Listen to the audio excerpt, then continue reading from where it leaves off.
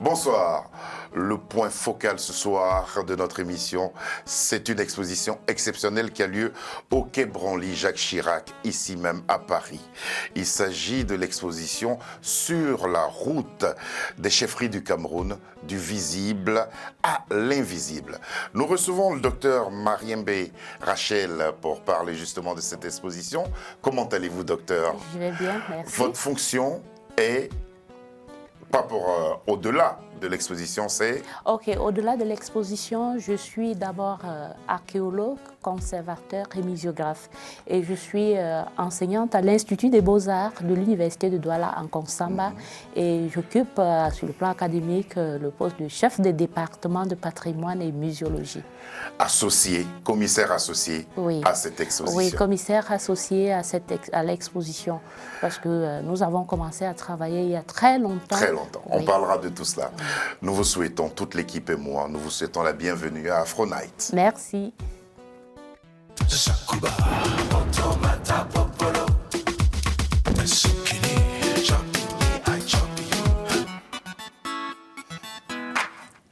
Vous l'avez un peu abordé, vous avez dit, nous avons commencé à travailler il y a très longtemps. Pour de vrai, il y a 20 ans que vous travaillez. Oui. 20 ans.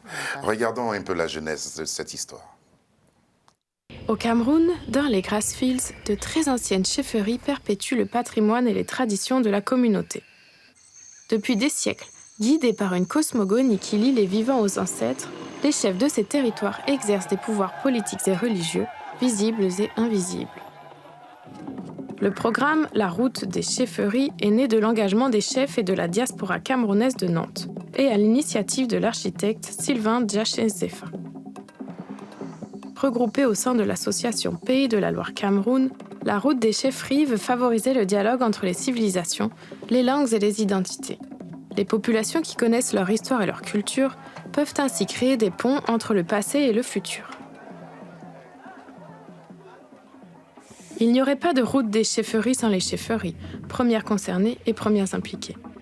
Depuis 2006, une cinquantaine de chefs traditionnels ont signé une charte d'aménagement culturel du territoire.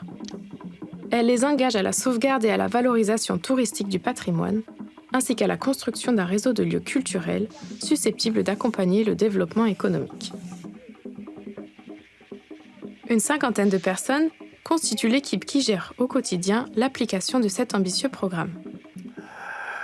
En tout cas, nous qui avons pu voir l'exposition, bravo à toute l'équipe, vous leur direz ça de notre part. Merci. Mais pour l'instant, qu'est-ce qui a suscité cet intérêt pour la chose culturelle à Sylvain et aussi à ses amis et frères et sœurs que vous êtes pour porter ce projet?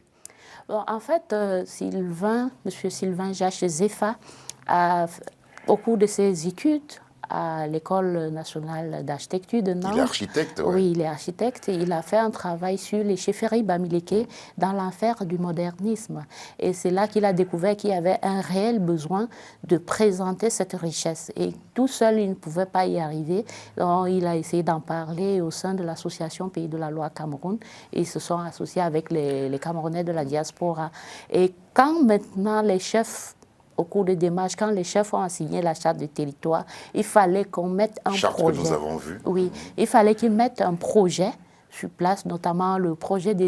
C'était d'abord le musée, un centre d'interprétation. D'accord. Après, ils ont pensé à un musée de préfiguration, au musée des Hautes Terres de l'Ouest. Finalement, on est arrivé au musée des civilisations. Et dans ce cadre-là, on a lancé un appel à candidature et moi, je sortais tout fraîchement de l'université de Yaoundé 1 avec un DEA en archéologie, plus spécialisé en gestion du patrimoine. C'est là que j'arrive et puis je prends le projet en cours en 2009. Et c'est comme ça que vous intégrez l'équipe? Voilà, c'est comme ça que j'intègre l'équipe de la route des chefferies.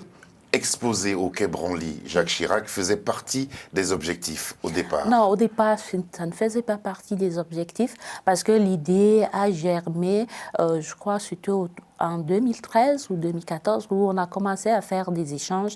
Bon, en ce moment-là, moi, j'étais déjà partie à l'enseignement supérieur.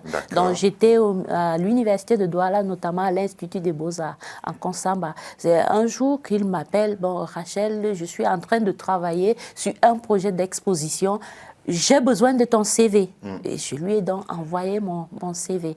Et de fil en aiguille, le projet a fini par prendre corps, je crois, en 2018. Docteur Rachel Oui. Mariembe, quand vous avez su que vous étiez en train de travailler sur des perspectives qui vous offraient une exposition au musée du Quai Branly, qu'est-ce que ça vous a fait? Bon, au départ, personnellement, je n'arrivais pas à préfigurer cette exposition. Parce que moi, je suis conservateur. Et on me dit, prépare un synopsis sur la route des chefferies. Mais la route des chefferies du Cameroun, pas route des chefferies en tant que programme. Ouais. Non, mais la route des chefferies du Cameroun, j'ai dit, ben, il y a plusieurs chefferies au Cameroun. Donc, je vais essayer de travailler. J'ai pris dans les chefferies des Grassfields, notamment Grassfields. la région de l'Ouest. C'est-à-dire que vous vous êtes concentré sur une région. Oui, j'ai pris personnellement pour C'est avoir un une reproche vision. aussi qu'on vous fait. Oui. Que l'exposition ne représente pas tout le Cameroun. Est-ce qu'au cours d'une telle exposition, on peut représenter tout un pays, quel que soit le pays, docteur? Non, en tant que professionnel, Ouais. non, c'est impossible. Ça, c'est la professionnelle qui parle parce que c'est énorme. C'est énorme. C'est une mastodonte. Le Cameroun, c'est l'Afrique en miniature. Donc, vous pouvez imaginer ce qu'il y a comme richesse. Mais sur la route des chefferies du Cameroun, c'était une sorte d'ouverture des portes pour dire, OK, les chefferies ne se limitent pas que dans les Grassfields, mais dans le sud. On a 4 aires culturelles et chaque aire culturelle a des chefferies. Ça, c'est un appel. On peut commencer déjà. C'est une introduction. Une introduction. C'est une introduction. Docteur, oui. et si on dansait maintenant? Oui. Ah oui, on va danser. Hein. Ah ben, ça J'espère me que fait- vous savez danser. Oui, bien sûr. Vous m'aviez dit, quand on s'était rencontrés, que vous avez été anobli. Oui, C'est vrai? oui, Et on vous appelle comment? ma foi. Ma foi. Oui. Ma foi danse? Oui, Ah bon? Oui. Les ma foi peuvent danser. oui. Dansons alors. On regarde. D'accord, merci.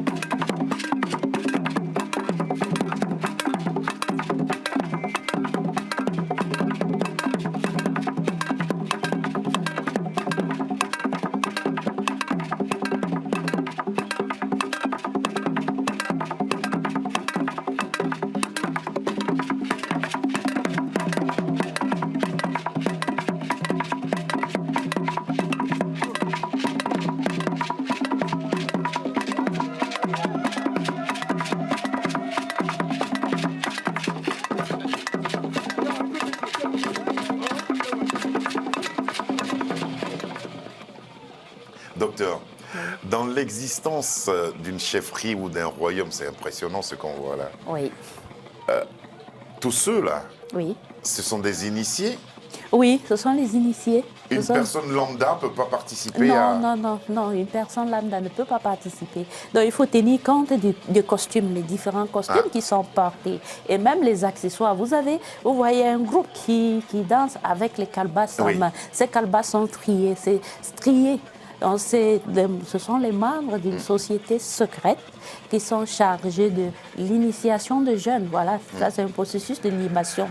Les chants, les rythmes Oui. et les danses traditionnelles. Oui. Quelle est leur importance dans une chefferie ou dans un royaume? En fait, il faut comprendre que le patrimoine culturel est subdivisé en deux. On a le matériel D'accord. et on a le patrimoine culturel immatériel. Immatériel. Maintenant, la version, les chants, les danses rentrent dans ce qu'on appelle le patrimoine culturel immatériel. Mais ce patrimoine culturel immatériel a des éléments matériels qui y sont associés. Et ces éléments matériels sont identitaires, ça parle. Et lorsqu'on danse, le son c'est un message, ça s'écoute. Il faut être initié pour comprendre tel son renvoie à telle société secrète et ça se joue dans tel cadre.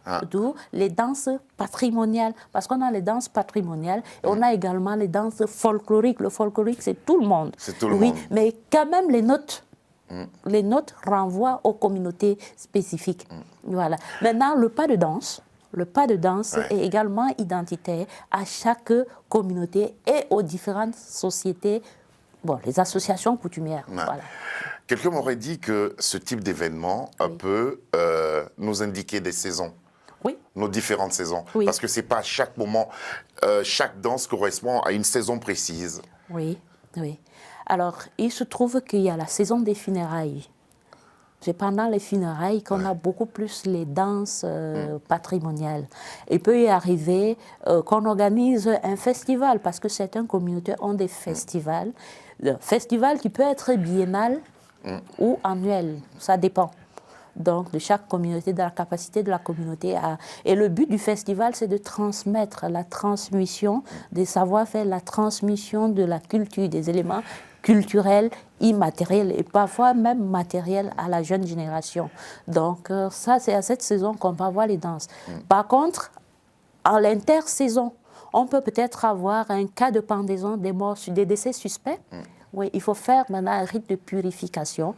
On va pratiquer et après il y aura une danse pour fermer, pour clore. Pour clore, tout ça. Dis donc, j'aimerais passer des heures et des heures avec vous à parler de tout ça. C'est tellement beau. Ah, oui. On va en parler encore au cours de cette émission. On va s'intéresser aux objets et de pas mal de choses au cours de cette émission. Mais pour l'instant, on va s'intéresser à quelque chose d'assez particulier.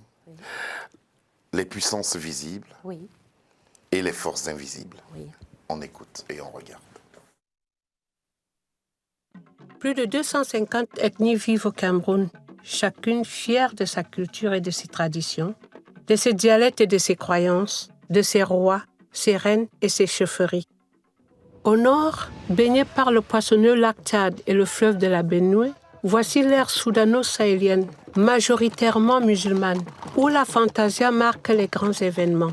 Mais les rites ancestraux perdurent, hérités des Sao, ces légendaires géants qui aplatirent les vallons en dansant et creusèrent des oueds en marchant. Au centre, au sud et à l'est du pays, l'ère Fan Beti-Boulou est le territoire des peuples de la forêt, dont les Pygmées. Ces plus anciens habitants du Cameroun ont préservé leur culture et respecté celle des Fans, venus sans doute du Soudan, avec leur cosmogonie, leur art du bois, de la pierre et du corps, et leurs nombreux génies qui accompagnent toujours les ancêtres. Le long du littoral camerounais vivent les peuples de l'eau. C'est dans cette terre que les premiers Occidentaux débarquèrent et que des centaines de milliers d'enfants et d'adultes réduits à l'esclavage embarquèrent. Mais si toutes et tous sont naturellement tournés vers le large, cette région possède une incroyable diversité culturelle.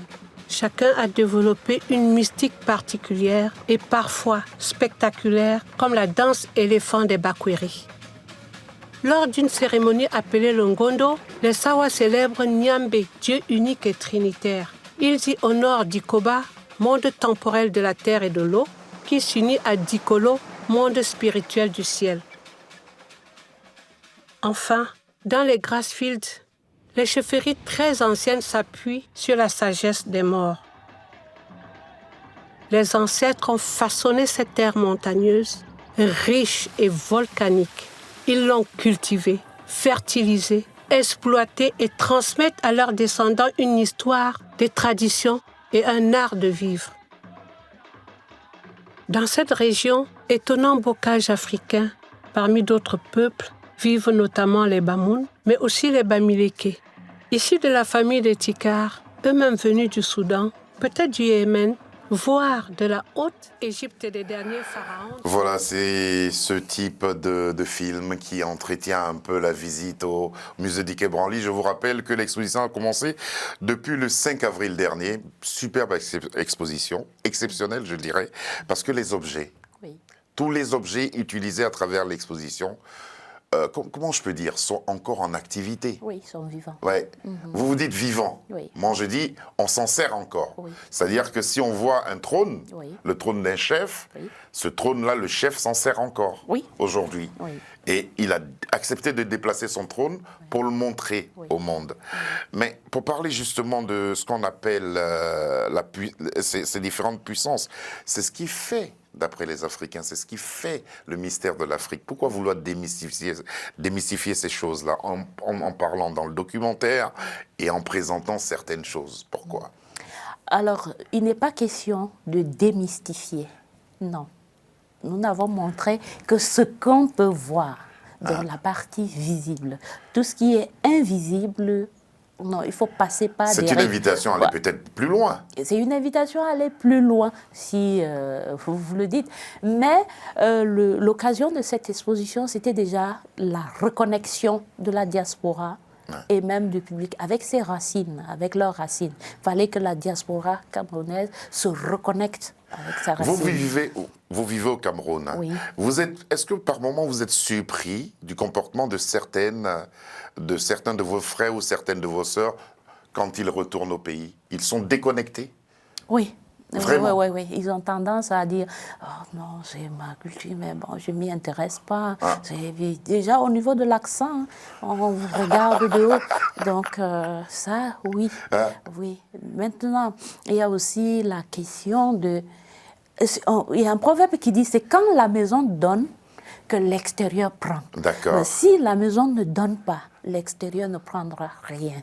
Par conséquent, tous nos frères qui font partie de la diaspora ont besoin d'avoir la paix avec eux-mêmes, de se reconnecter avec leurs racines, si ce n'est pas le cas pour certains, parce qu'il y en a vraiment qui sont très, très connectés, qui sont restés eux-mêmes, qui sont restés dans le cadre de leur culture, malgré qu'ils acceptent l'autre. Donc il y a l'acceptation, la tolérance, mais tout en restant soi-même. Comment vous êtes arrivé à convaincre les dépositaires de ces pouvoirs-là? Alors, il se trouve que moi, personnellement, en tant que conservateur, je devais travailler sur les collections. Et je crois que c'est en 2018 que j'ai fait des descentes sur le terrain. Et puis, en 2019, sur la base du synopsis qu'on avait élaboré, j'ai fait une sélection, une présélection. Et dans cette présélection, on avait environ 500 biens culturels. Et par la même occasion, on faisait le transfert des compétences. Il fallait absolument un responsable de chaque chefferie pour pouvoir suivre le processus du travail, de constat d'état que je faisais. Alors, quand on a fait cette présélection, il y a eu les réunions d'information avec leur majesté pour leur dire, pour présenter le projet et leur dire ce qui était en cours de préparation. Et il y en a qui ont adhéré, il y en a qui n'ont pas adhéré. Voilà. Maintenant, le chef n'étant pas, il est juste le garant des traditions, mais il n'est pas le dépositaire de tout ce qui est bien culturel. Il fallait donc que chaque chef, prêteur, puisse... engagé dans le projet, pas prêteur en ce moment-là, puisse échanger avec les notables, les membres des sociétés secrètes qui utilisent ces biens pour des fins culturelles, rituelles ou cérémonielles. Et c'est quand ils ont échangé que certains biens qui sont interdits de sortir du territoire n'ont pas pu faire le déplacement. N'ont pas pu faire le déplacement. Ils ne nous ont donné que ceux qui pouvaient faire le déplacement. Et pour d'autres, quand c'était un ensemble, on prenait un spécimen qu'on déchargeait. Donc, quand je dis décharger, entre rituellement, rituellement, c'est-à-dire on pratiquait des rites autour pour permettre que l'objet puisse se déplacer. Et jusque-là, il y en a qui ont pleuré. Et même l'éléphant dont on parle a été accompagné. Il a été accompagné par le notable, membre de cette société. C'est lui qui est venu monter. Et les masques Kungan, par exemple, pour que je touche le masque, j'ai dû prendre un antidote. En tant que femme, personnellement, on m'a dit non, tu ne peux pas. Parce que je devais faire les constats en technicienne. Dans les mains, on m'a donné un antidote. J'ai pris sur les mains, j'ai léché, j'ai mis sur le front avant de pouvoir toucher le masque. Et lorsqu'il est arrivé à Bafoussam, il a pleuré. Parce qu'on a... Comme le Afo-Acom, là aussi? Bon, je n'oserais pas faire la comparaison, mais parce que chacun est spécifique. J'ai rien dit. J'espère qu'il ne faut pas me... Voilà. Ils sont gentils, ils ne sont pas méchants, oui, ces esprits-là.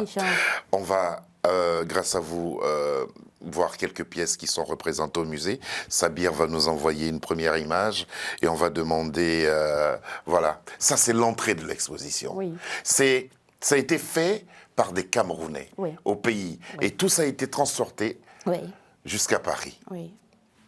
Donc, Qu'est-ce que en ça fait, représente? En fait, ça, c'est l'entrée d'une chefferie.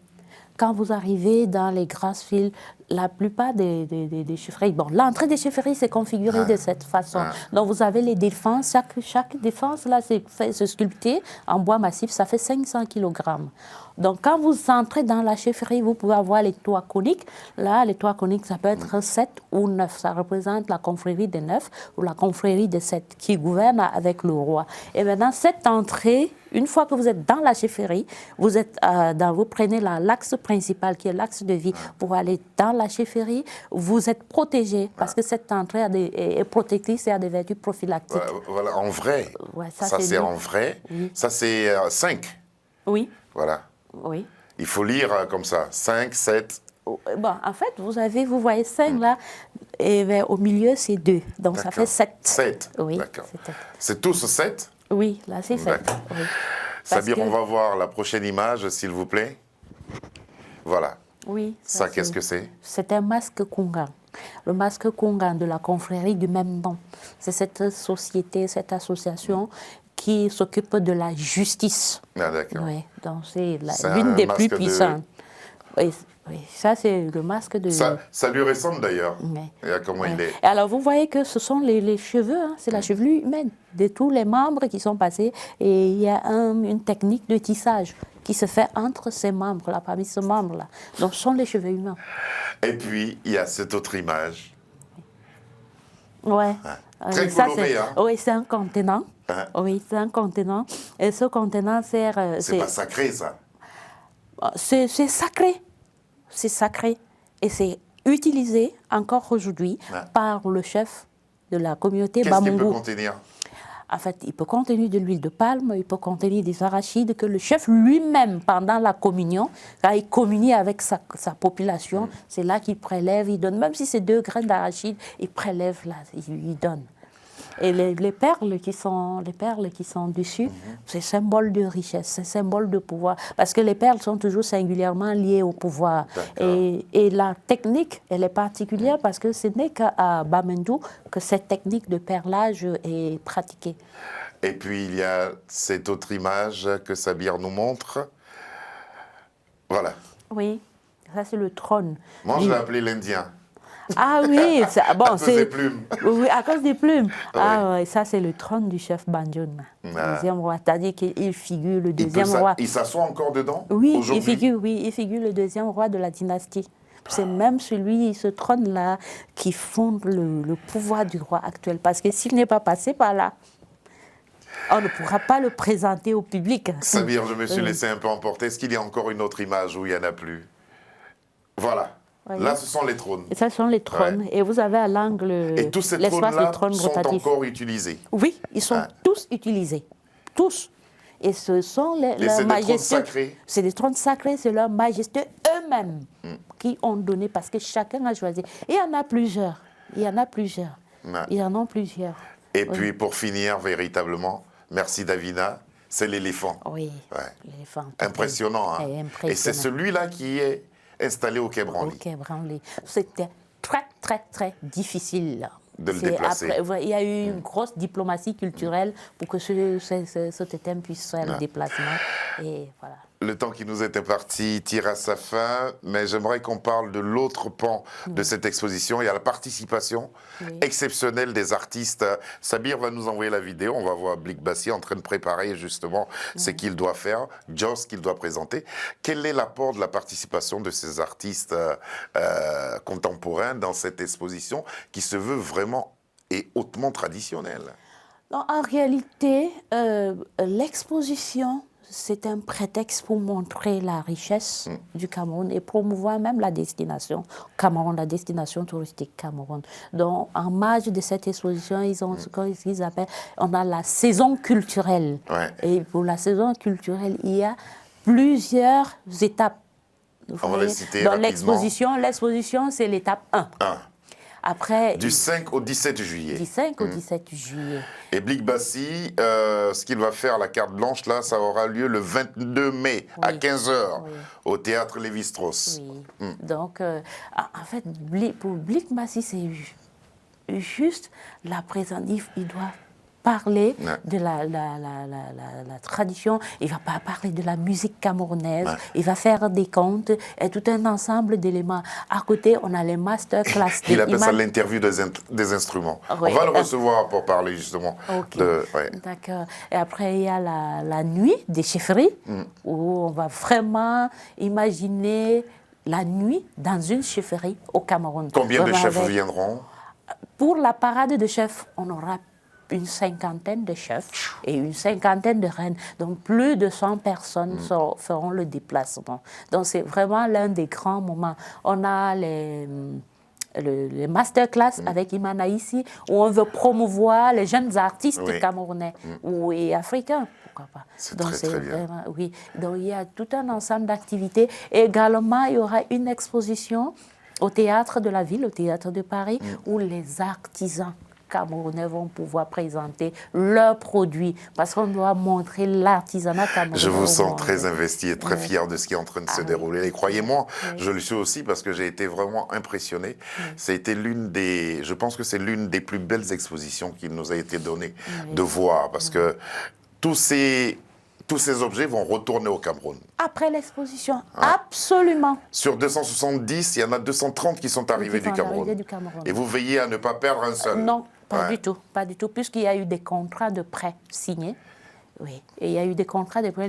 Les communautés ont signé des contrats de prêt pour une période. Il faut absolument que ces objets rentrent au Cameroun. Ils ne sont pas venus pour rester après l'exposition. Docteur Rachel Mariembe, si vous n'étiez pas commissaire associé, si vous n'étiez pas docteur, vous l'êtes, heureusement, qu'est-ce qui vous amènerait à le regarder, une telle exposition?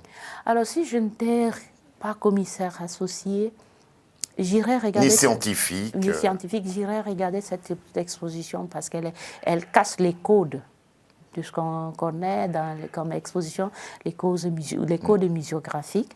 Mais comme je suis avant tout enseignante à l'Institut des Beaux-Arts, Ouais. si je n'y étais pas associée ou impliquée, j'aurais fait le déplacement pour les besoins de mon école, de mon établissement. Votre enrichissement personnel. L'enrichissement personnel aussi, parce que chaque exposition, c'est toujours l'occasion des contacts. La preuve, je suis accompagnée de Madame le directeur de l'Institut des Beaux-Arts. Vous pouvez la citer et lui dire merci. Hein, parce j'en profite pour dire merci au professeur Annette Angouangueya, qui est le directeur de l'Institut des Beaux-Arts où j'enseigne et qui tient cet établissement des mains de fer et qui est tout le temps... Elle a de la rigueur quand on la voit. Oui. Elle est tout le temps en train de chercher des partenariats, aller à la rencontre des personnes pour les besoins de l'école. Parce que le milieu n'est pas très ouvert. En dehors du programme de la route des chefferies, avec qui nous sommes déjà en partenariat, il n'y a rien d'autre. Et on a besoin de diversifier des compétences pour le besoin du marché de l'emploi. Merci beaucoup, docteur Rachel Mariembe, d'être venue sur ce plateau nous parler de tout ce qu'on pourrait voir à travers justement cette exceptionnelle exposition sur la route des chefferies du Cameroun, du visible à l'invisible. Ça a lieu au musée du Quai Branly-Jacques Chirac du 5 avril au 17 juillet prochain. Il faut voir cette exposition. Vous qui nous suivez par le monde, si vous êtes de passage à Paris, c'est dans le 7e arrondissement, rendez-vous-y. En allant à la Tour Eiffel, vous consacrez 2 ou 3 heures à voir cette exposition. Ce sera un bon moment de richesse et d'enrichissement personnel. Elle est immersive. Et voilà, elle est très immersive. Elle est très immersive. C'est vrai qu'on part de là-bas en étant un peu... On en parle hors plateau. On part de là-bas un peu chargé, quoi. Merci beaucoup de nous avoir suivis. Samir Gaïb, Lucie John, Davina et Marie ainsi que Charles nous ont aidés à la préparation de cette émission que les deux précités ont bien sûr réalisé.